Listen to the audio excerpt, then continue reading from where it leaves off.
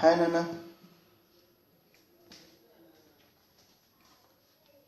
We were learning about the chemical properties of ammonia gas. Okay. So in that, in our previous video, you have seen the combustibility,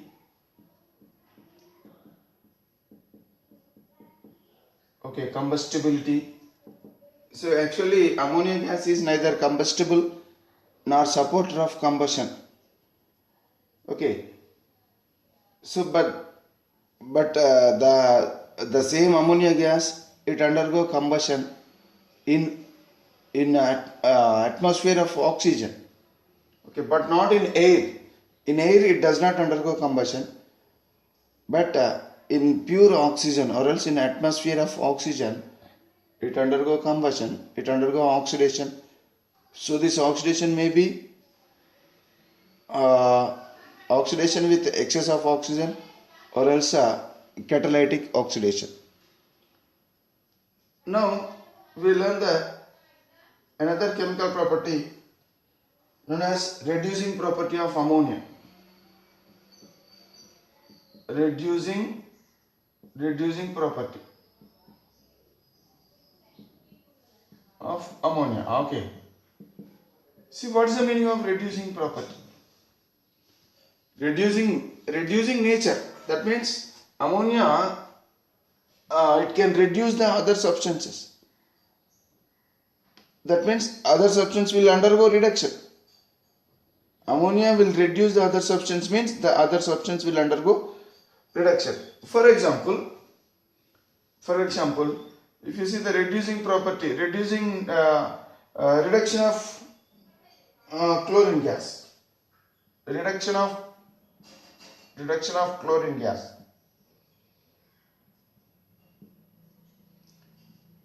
If you see the reduction of chlorine gas, so again it can be discussed under two categories.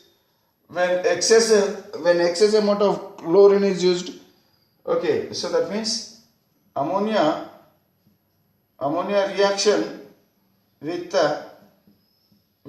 excess amount of chlorine. Ammonia reaction with excess amount of chlorine. So what happens? This ammonia will react with the chlorine when chlorine is taken in excess amounts. Okay. So it forms what? It forms HCl, hydrochloric acid, hydrogen chloride, and it liberates nitrogen gas. Okay, sorry, it liberates NCl3, nitrogen trichloride. Okay.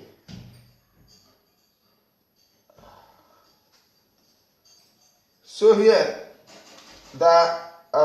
this chlorine gas is reduced to hydrogen chloride because hydrogen is added to chlorine. So addition of hydrogen is nothing but reduction. So here this chlorine gas is undergoing reduction by ammonia gas.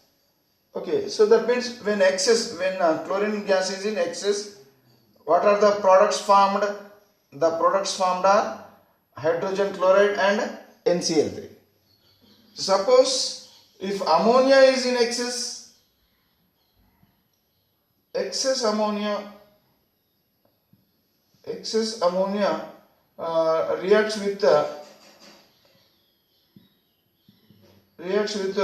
chlorine gas. So what happens? What will be the product? When compared to chlorine, ammonia is in excess amounts. So in that case, what happens? Reaction takes place between these two.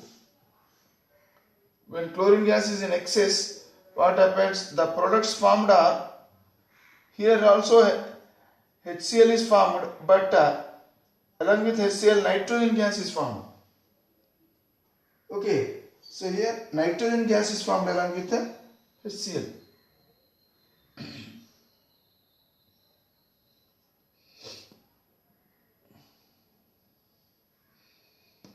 Okay, nitrogen gas is formed along with HCl. However, this HCl reacts further with ammonium chloride, because whenever HCl will come into contact with ammonia, because ammonia is present in excess amounts. So as ammonia is present in excess amount, this HCl, the hydrogen chloride, will react with the excess amount of ammonia to form white dense fumes of ammonium chloride. It forms white dense fumes of ammonium chloride. Okay, so 6HCl will form 6 ammonium chloride molecules. Okay, so like this. So finally, instead of HCl, all hydrogen chloride which is formed, immediately it will react with the excess amount of ammonia, and finally this will be converted into this one. So what is the overall reaction? Because it is not the final product. So because this is converted again, this is this will participate in reaction and finally convert into this one. So this is the final product. Okay. So upon adding these two, we will get the final reaction. So how many ammonia? 8 ammonia, 3Cl2 will form 6 ammonium chloride plus N2. So this is the final reaction. So that means when excess amount of ammonia is used, so what are the products formed? The products formed are ammonium chloride and nitrogen gas. When excess amount of chlorine is used, what happens? The products are HCl gas and HCl, hydrogen chloride and nitrogen trichloride. Okay. So these are the substances which are formed when chlorine undergo reduction with ammonia. So here two conditions. So one condition is when excess chlorine is used, and another condition is when excess ammonia is used in the chemical reaction. Okay, right. So now this is one of the reducing property of ammonia. Next, reduction of metal oxides. So this is first reducing property of ammonia with chlorine. Next, reduction of this ammonia shows reducing property, so it also reduces metal oxides. So reduction of metal oxides.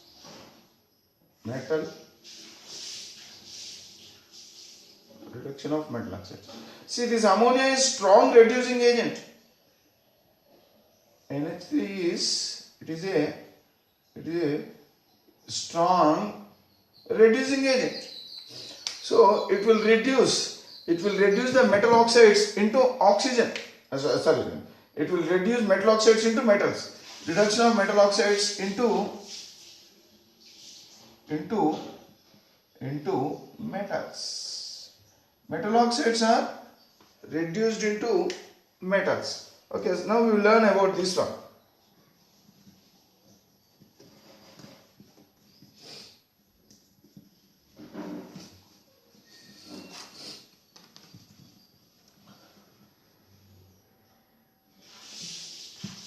See, actually, what type of metal oxides?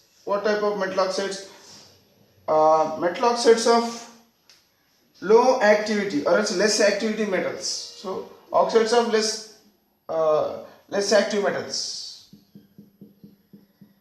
Oxides of less active metals. Oxides of less active metals. Examples, take copper oxide, lead oxide, copper 2 oxide, lead 2 oxide, in the same way tin oxide, so etc. These are some of the oxides. Okay, so they undergo reduction by ammonia. Okay, so finally they will convert into their metallic form. So a small experiment for this. Suppose these oxides, they are heated. Initially these oxides are heated in a hard glass test tube, so which is a glass tube which is open on both sides, that means with a cork, one whole cork it's fitted to this one, so a tubes are connected. So insert this tube, inside this hard glass tube, so two crucibles, so these metal oxides are they are kept in crucible. What is crucible? Crucible is it is a material which can withstand high temperatures. So in these crucibles, or else the crucibles means cup like things. Okay, these are made up of some special material which can withstand high temperatures. Okay, so here in one crucible poured copper oxide, and into another crucible I have poured lead monoxide. See, what is the color of copper oxide? It is black in color. Copper oxide is black in color. Copper oxide, it is black in color. Lead monoxide is around yellowish brown in color. Yellowish brown color. Around yellowish brown color. Lead monoxide. So I've kept these two in this in the crucibles. One is copper oxide. One is copper oxide, and another one is lead monoxide. Okay, now these two are the delivery tubes. One of the delivery tube, it is connected to a U-shaped tube. Okay, it is connected to a U-shaped tube.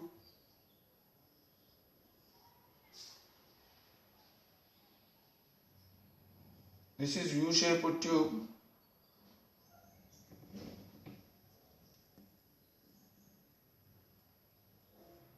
Okay, so this U-shaped tube, it is kept in a cold water.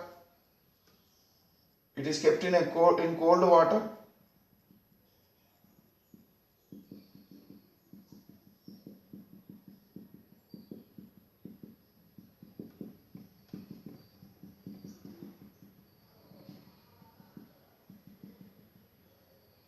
So what is this one? This is cold water. Okay, right. Next, it is further connected to another delivery tube, which will be allowed to pass into a beehive shelf.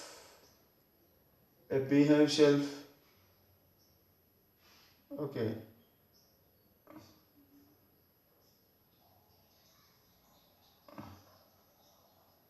Okay, beehive shelf, which is also kept in water, cold water, which is also kept in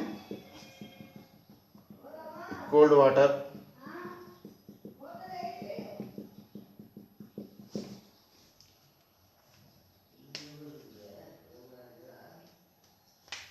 Which is also kept in cold water. Okay, so a gas collecting jar, it is kept. Okay, it is kept on this. So it is also filled with water. Okay, right. So it inverted. This is kept inverted. Okay, on the beehive shelf.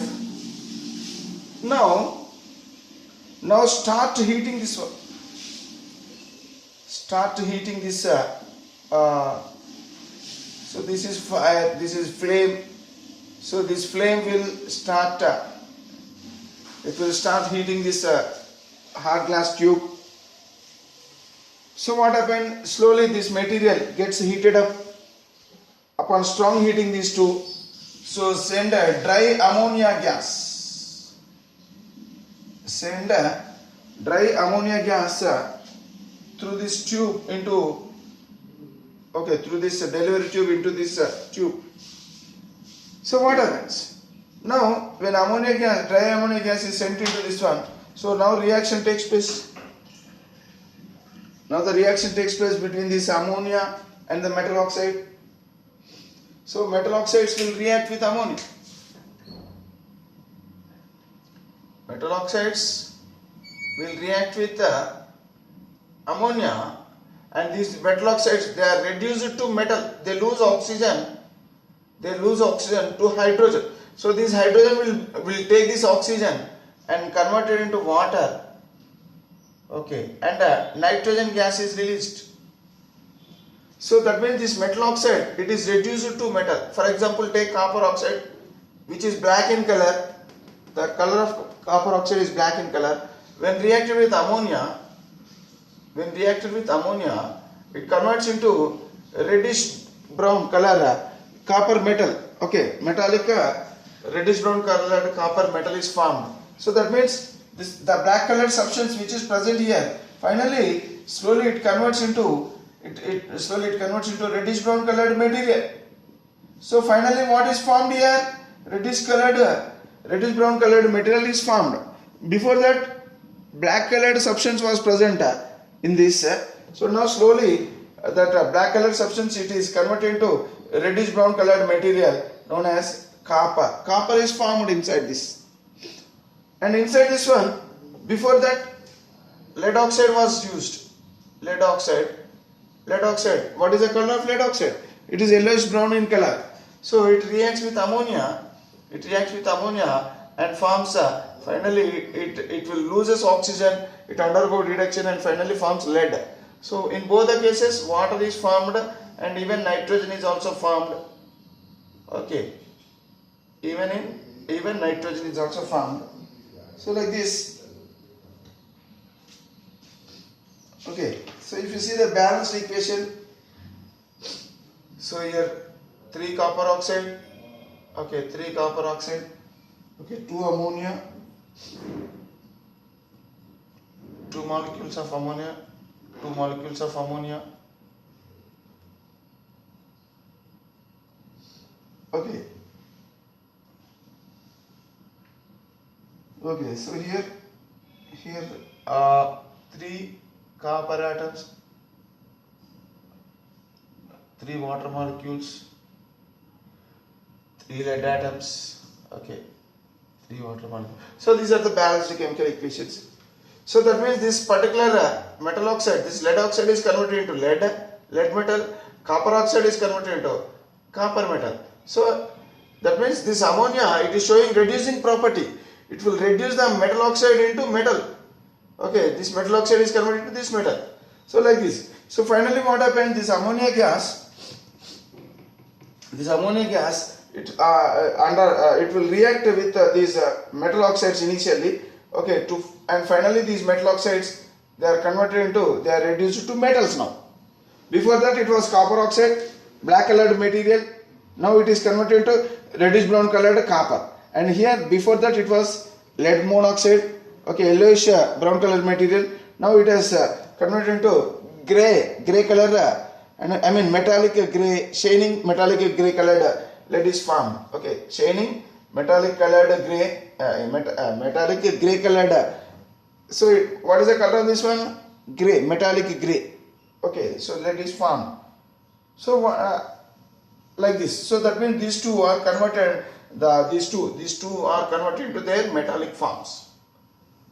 Now what are the products? Water is present in the form of vapor. Vapor, because here the temperature is very high, more than 100 degrees centigrade. So here as the temperature is very high, so the water which is formed, it will be in the form of vapor. The water which is formed here will be in the form of vapor.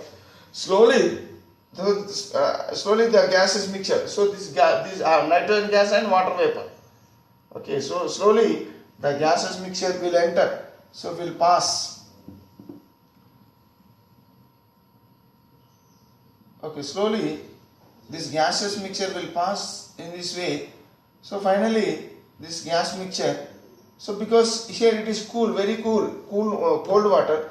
So what happens when this gas mixture enter here?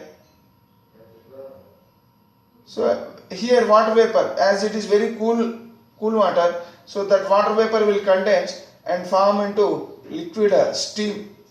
Okay, that means, so here the steam is condensed. The steam is condensed steam, or else simple water. Condensed steam, that means water. Condensed steam means water only. So that means the steam which is present, the water vapor will convert into condensed steam, that means water. But the nitrogen gas, it is not, it does not undergo condensation. So the gas, it will remain as gas only. So that slowly that nitrogen gas will enter into this one. Slowly nitrogen gas will move in this direction. Okay, slowly nitrogen gas will move in this direction. Okay, so nitrogen.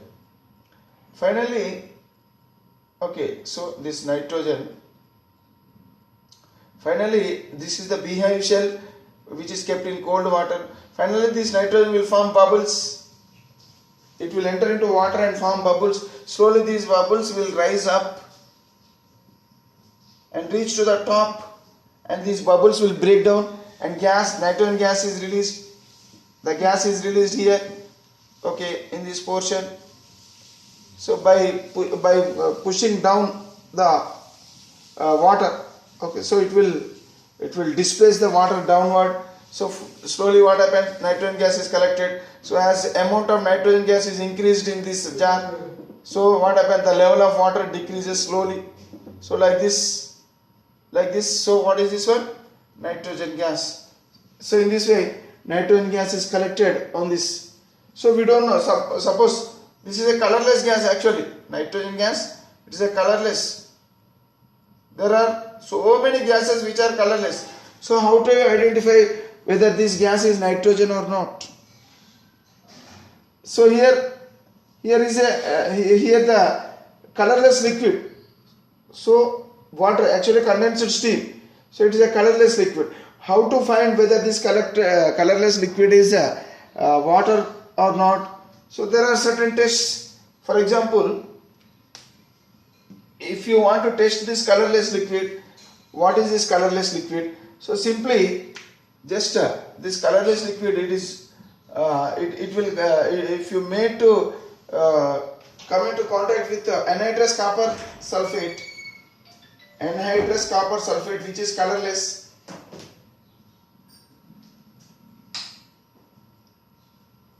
Anhydrous copper sulfate, okay, which is colorless. If this substance come into contact with this colorless liquid, so what happens? So it will convert into, okay, it will convert into blue colored hydrated copper sulfate. Blue colored hydrated copper sulfate.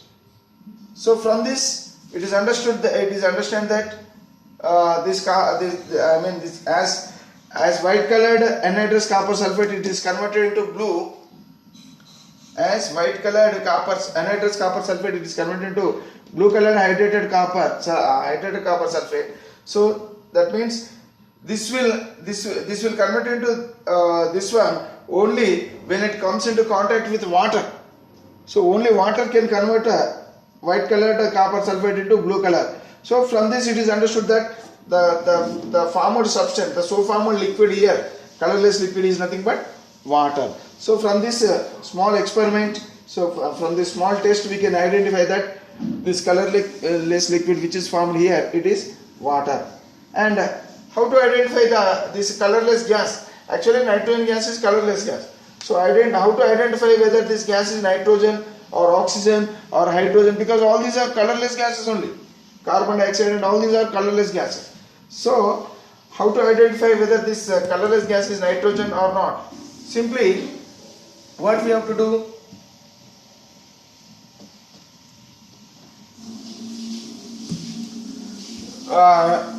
take out this jar.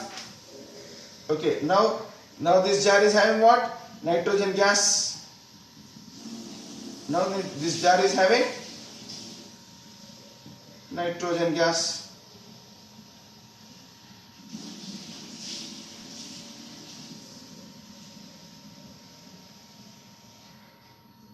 Nitrogen gas is present in it. Now into this nitrogen gas, introduce a magnesium ribbon which is burning. So a burning magnesium ribbon. Already this magnesium ribbon is burning. So already a magnesium ribbon is burnt. So this is what? This is magnesium metal. This is a ribbon made up of magnesium metal. So now this burning magnesium metal, so it will continue to burn. If you introduce this burning magnesium metal into nitrogen gas, this magnesium will continue to burn. Nitrogen, it is a supporter of burning of magnesium only. Okay, so it will burn magnesium, it will support. That means that magnesium, generally nitrogen, it puts off the flame.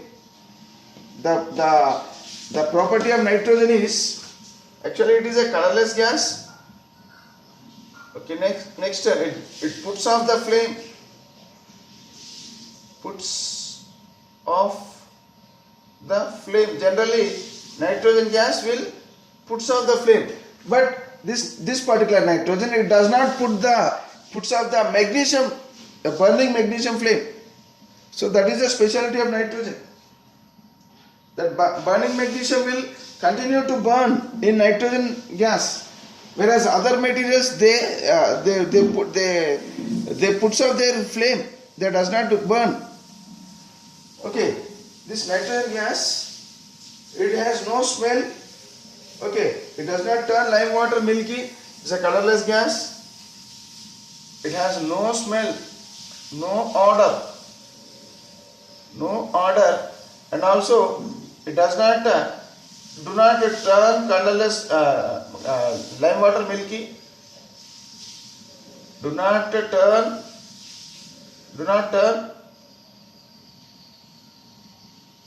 lime water.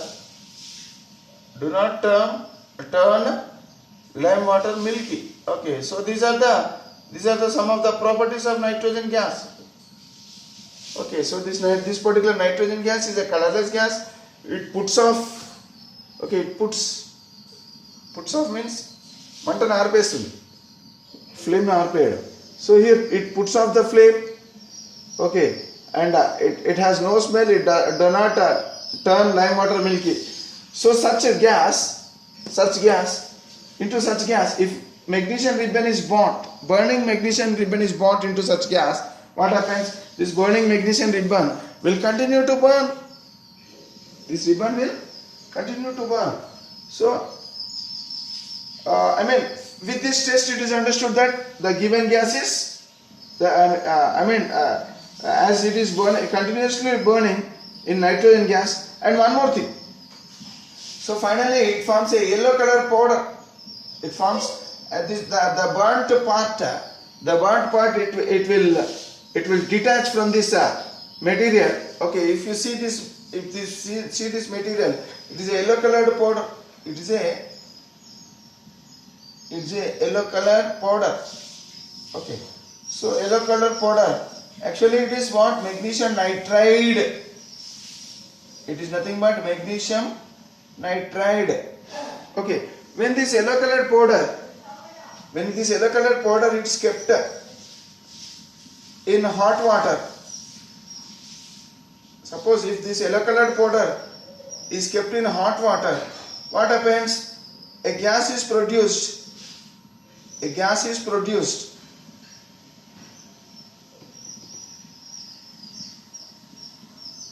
If this yellow colored powder is kept in hot water, so a gas is produced which smells ammonia. So the smelling of this, the gas which is produced here, it smells ammonia gas. Smells ammonia. That means by identifying this gas can be identified. If you test this gas, finally you will be knowing that this gas is ammonia gas. So when does ammonia gas is released? When a metal nitride is reacted with hot water. Remember, when metal nitride reacts with hot water, so in that case ammonia gas is released. So that means this substance which is the yellow colored powder which I kept here, it should be what? It should be nitride. It should be nitride. So it should be metal nitride. Which metal nitride? Magnesium nitride. Because I have introduced magnesium metal. So from this it is understood that the gas which is present here it is nothing but nitrogen gas. The gas which is present in this jar, in the gas jar, it is nothing but nitrogen gas. That means here the gas which is collected into this jar is nothing but nitrogen gas. So from this experiment we can easily identify that nitrogen gas is liberated and that nitrogen gas is collected here. So how to test the nitrogen gas? Simply bring burning magnesium ribbon into that nitrogen gas. So what happens? So that magnesium ribbon will convert into, it burns and forms a yellow color powder. Okay, so this yellow color powder, it is nothing but magnesium nitride. So how do you come that this yellow color powder is magnesium nitride or not? Simply put this yellow color powder in warm water. So what is this one? Warm water. So into this warm water, if you keep this one, so a gas is released. Reaction takes place between these two, and a gas is released. And the released gas, if you test, it will be ammonia gas. It smells like ammonia, and it produces tears. Hence, with that it is understood that the gas released here, it is ammonia gas. So from this, it is understood that as the gas released is ammonia. So when does this ammonia gas is released? Ammonia gas is released when warm water reacts with metal nitride. Okay, so that means here the yellow colored powder should be metal nitride. And which metal nitride it is? Magnesium nitride. How do you know that it is magnesium nitride? Because we have introduced burning magnesium ribbon, and the specialty of burning magnesium ribbon is it will continue to burn in nitrogen gas. No other material will continue to burn in nitrogen gas. Okay, so from this it is understood that here the gas is having nitrogen. The gas jar is having nitrogen gas, and that the gas which is liberated here is nitrogen gas. Okay, so like this, reducing properties of ammonia can be discussed. Okay, we'll discuss the other chemical properties in the next video.